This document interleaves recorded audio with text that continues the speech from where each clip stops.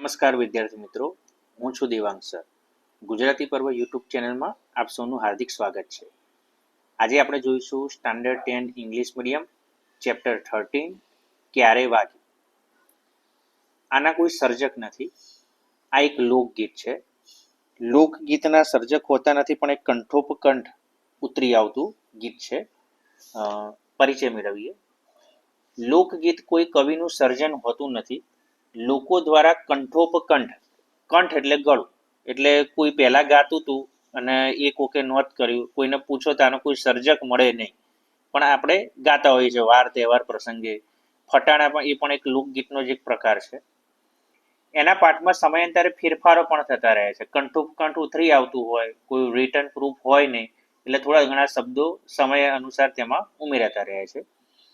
ગોપીના કૃષ્ણ પ્રેમને વ્યક્ત કરતા લોકગીતમાં ગોપીની કૃષ્ણમયતા બખૂબી વ્યક્ત થઈ છે. મુરલીએ ગોપીનું મન હરી લીધું છે. ગરબો ઘેલો થયો છે. મુરલીના ઘેરા ગૂઢ નાદથી વિહવળ બનેલી ગોપી શુદ્ધ બુદ્ધ ગુમાવી, મા બાપને ભૂલી, બાળકોને રડતા મૂકીને, ઘરના સઘળા કામ પડતા મૂકીને દોડી જાય છે. ઈશ્વર પ્રાપ્તિની ઘેલછામાં રહેલો નર્યો ત્યાગ અને અનન્ય ભક્તિ ભાવનાનો બોધ સુપેરે વ્યક્ત થાય છે. ક્યારે વાગી ની ધ્રુવ પંક્તિમાં પુનરાવર્તિત થતો ઉદ્ગાર પ્રભુ પ્રેમની તાલાવેલીનો અણસાર આપે છે. કૃષ્ણમય બનેલી ગોપીને ભગવાન શ્રી કૃષ્ણ અહીં તહીં સઘળે વિસ્તરતા દેખાય છે. ગોપી હોય એટલે કૃષ્ણ ભક્તિ હોય જ, કૃષ્ણ પ્રેમ હોય. મુખ્યત્વે આપણે પહેલા વાત કરી હતી કે મીરાબાઈ, દયારામ વગેરે જેવા, નરસિંહ મહેતા વગેરે જેવા પ્રમુખ સર્જકો થઈ ગયા કૃષ્ણ પ્રેમ ને કૃષ્ણ ભક્તિ ને એના ઉપર કાવ્ય લખવામાં. પણ લોકગીતમાં પણ કૃષ્ણ અને ગોપી નિરૂપાયા છે. હવે વિષય વસ્તુમાં એવું છે કે કૃષ્ણ ભગવાનની મધુર મોરલી વાગી રહી છે, અને મોરલીનો નાદ એટલે કે અવાજ સાંભળીને ગોપીઓ બધાનું બધું જ કામ, સાંસારિક કામો ભૂલી જાય છે. અને સાંસારિક કામો ભૂલી જઈને જે પરિસ્થિતિનું નિર્માણ થાય છે તેનું આની અંદર વર્ણન છે. અહીંયા જો એક શબ્દ છે અહીં તહીં સઘળે. અહીં તહીં સઘળે. અહીં એટલે અહીંયા, તહીં એટલે ત્યાં, સઘળે એટલે દરેક જગ્યાએ. બરાબર. ઈશ્વર ભક્તિમાં આપણે એકવાર એકાકાર થઈ જઈએ તો પછી આપણે શું થાય, તેમાં જ ખોવાયેલા રહીએ છીએ. હવે આપણે કાવ્ય જોઈએ. કાન તારી મોરલી જીરે મારા મન હેર્યા. બરાબર. એક જ મિનિટ બેટા. આ જો શબ્દ છે હેર્યા. હવે હેર્યા એટલે કે મન હરી લેવું. સમી સાંજની જીરે વજોગણ ક્યારે વાગી. સમી સાંજ એટલે સંધ્યાકાળ, સાંજના સમયે વાગી રહી છે વજોગણ. બરાબર. વજોગણ એટલે વિરણે, જે રાહ જોઈ રહ્યું છે તે. બરાબર. જે પોતાના પ્રિયતમની રાહ જોઈ રહી, જે સ્ત્રી રાહ જોઈ રહી હોય એને વજુગણ શબ્દથી તળપદા ભાષામાં ઓળખવામાં આવે છે. ક્યારે વાગી. હવે જો અહીંયા દરેક જગ્યાએ ઉદ્ગાર ચિહ્ન મૂકેલું છે. એ ઉદ્ગાર ચિહ્ન વિશિષ્ટ અર્થ વ્યક્ત કરે છે. એટલે ખબર નથી, આશ્ચર્ય, નવાઈ, પ્રશંસા વગેરેના ભાવ માટે આપણે ઉદ્ગાર ચિહ્ન વાપરીએ છીએ. ઘુડા રાગની જીરે મુરલી ક્યારે વાગી. હવે આ જે મુરલી છે ગૂઢ રાગની છે, રહસ્યમય છે. બરાબર. એનો અર્થ ખબર પડતી નથી. મધરાતની જીરે અભાગણી ક્યારે વાગણી. અભાગણી, અભાગણીનો અર્થ થાય કે જેનું નસીબ નથી તે. બરાબર. મુરલીને અભાગણી કીધી, વજોગણ કીધી. બરાબર. એટલે શું કહે છે, ત્રણ વસ્તુ કીધી છે મુરલીને, એક સર્વાસાદની, એ જોઈએ આપણે. મધરાતની, રાત્રે પણ વાગે છે. બરાબર. એવું નથી કે સાંજે જ વાગે છે. આમાં એવું હોઈ શકે કે ગોપી એટલી બધી કૃષ્ણ પ્રેમમાં તન્મય બની ગઈ છે કે દરેક જગ્યાએ એને મુરલી સંભળાય છે. સર્વાસાદની જીરે મુરલી ક્યારે વાગી. સર્વોસાદ, સર્વો એટલે જે અવાજ તમે સ્પષ્ટપણે સાંભળી શકો. બરાબર.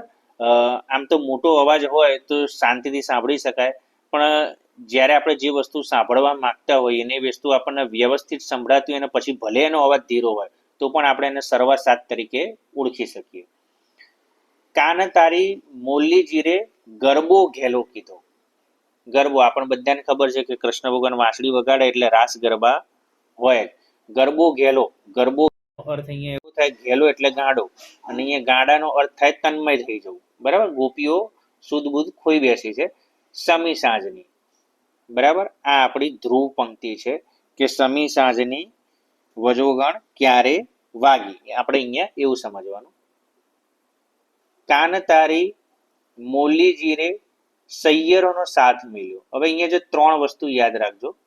એક સૈયરો, બરાબર, સૈયરું એટલે બહેનપણીઓ, એટલે એની બહેનપણીઓને મૂકી દીધી છે.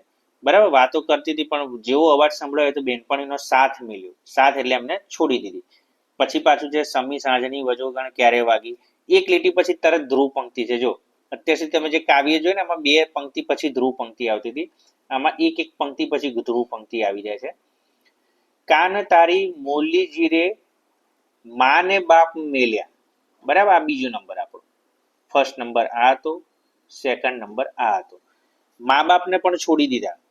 બરાબર, એટલે એમનું કંઈ કામ કરી રહી હતી ગોપી, પણ જેવી મુરલી વાગી એવું મા બાપને પણ મૂકી દીધા. સમી સાંજની વજોગણ ક્યારે વાગી. કાન તારી મુરલીજીએ રોતા બાળ મેલ્યા. આ ત્રણ નંબર. રોતા બાળ એટલે એના બાળકો રોઈ રહ્યા છે, છતાં પણ બાળકોને શાંત કરવા રહી નથી. જેવી વાંસળી સંભળાઈ એવી તરત જ એ નીકળી ગઈ.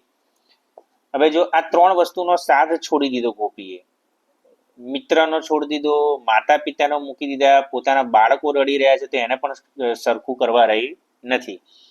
કાન તારી મોલ્લી જીરે કોઠીએ કણ ખૂટ્યા. કોઠી એટલે અનાજ ભરવાનું એક મોટું વાસણ હોય. અત્યારે તો આપણે સ્ટીલને બધા થઈ ગયા, પણ પેલા માટીના આવતા હતા. તો એ આખું એની અંદર અનાજ ભરી રાખે. કણ એટલે અનાજ ખૂટી ગયું, એટલે ઘરના કોઈ કામમાં ગોપી ધ્યાન આપી શકતી નથી. આમ આ કાવ્યમાં આપણે જોઈ શકીએ છીએ કે મુરલીનો જ્યારે સાદ સંભળાય છે ત્યારે ગોપી પોતાના સાંસારિક દરેક કામો પડતા મૂકી દે છે અને બીજું કંઈ કામ કરતી નથી. બસ એને તો કૃષ્ણ ભગવાનની મુરલી વાગી છે એટલે મુરલી વાગતાની સાથે જ એ શું કરે છે, તરતના તરત જ એની અંદર જ ખોઈ જાય છે. હવે જો આ કાવ્યમાં એક વસ્તુ જોવા જેવી છે. મોટા ભાગે આપણે શું હોય કે પ્રશ્ન ચિહ્ન હોય. એક મિનિટ બેટા બતાવું છું તમને. હા, મોટા ભાગે આપણે શું હોય છે, પ્રશ્ન ચિહ્ન હોય. હવે અહીંયા આગળ જુઓ તમે, ઉદ્ગાર ચિહ્ન છે. આમ તો આ પ્રશ્નનો ભાવ છે ક્યારે વાગી. આપણે કોઈને પ્રશ્ન પૂછતા હોય તો આપણે પાછળ શું મૂકીએ છીએ, ક્વેશ્ચન માર્ક. પણ અહીંયા આગળ ક્વેશ્ચન માર્ક નથી મૂક્યો. અહીંયા આગળ શું છે, ઉદ્ગાર ચિહ્ન, એટલે કે આશ્ચર્યનો ભાવ વ્યક્ત છે. એટલે કવિએ ભાવ પલટો કર્યો છે. લોકગીતના જે પણ હોય એને ઘણીવાર સર્જક હોય પણ એને પોતાના નામની ના પડી હોય તો એ લોકગીત તરીકે જ ઓળખાય, જો ક્યાંય એનો ઉલ્લેખ થયો હોય નહીં તો જો વિડીયો તમને ગમ્યો હોય તો આ વિડીયોને તમે શેર કરી દેજો, ચેનલને સબસ્ક્રાઇબ કરી દેજો, જેથી તમને ભવિષ્યમાં પણ આવા વિડીયોના નોટિફિકેશન મળતા રહે. ધન્યવાદ.